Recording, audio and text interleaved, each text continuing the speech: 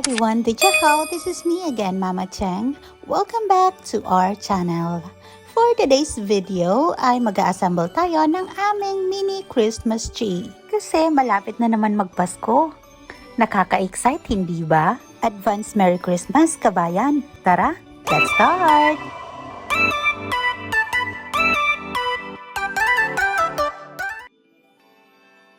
So itong Christmas tree na ito ay binili ko pa last year. At na-install ko na rin siya syempre last year. Actually, si Wadeson ang nag-request nito kasi gustong-gusto niya ba yung mga nakikita niya sa YouTube na mga anything about Christmas. And then after Christmas last year is ayaw nga ipatanggal ni Wadeson. Eh syempre ako pa rin naman ang nasunod kaya natanggal ko pa rin naman. Wala naman siya magagawa. Maliit nga lang pala itong Christmas tree kasi ang family ng asawa ko is hindi naman sila nagsa-celebrate ng Christmas.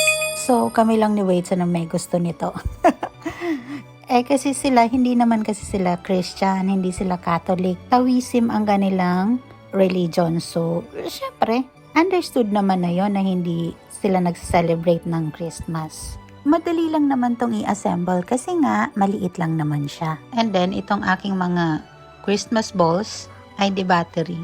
May ilaw siyang maliit sa loob. So habang si Baby Waping ay natutulog, kaya ako naman ay nagka-time din na mag-install nito.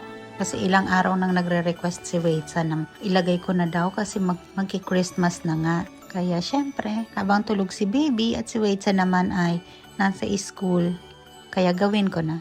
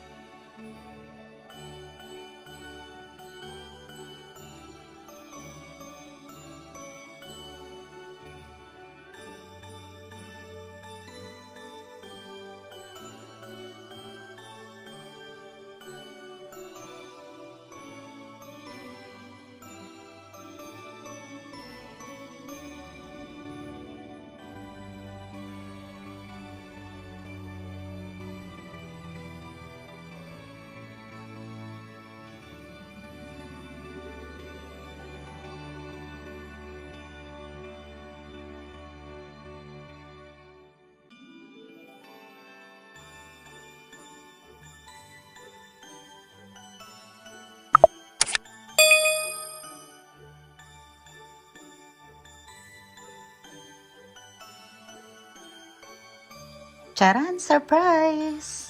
So cute na Christmas tree. At least meron kaming decor. Tuwang-tuwa naman si Wadeson dito sa maliit naming Christmas tree.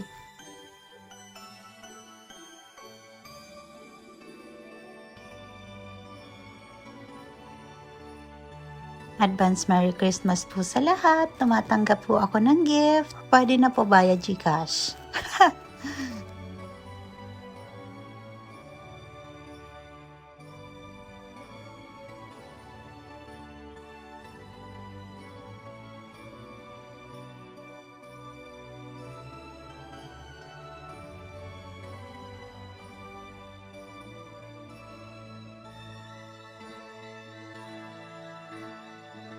So if you are new here on our channel, please don't forget to like, comment, share the video, and subscribe to our channel. That's all for today's video. Advance Merry Christmas everyone from Cheng Fam TV. Thanks for watching. Bye!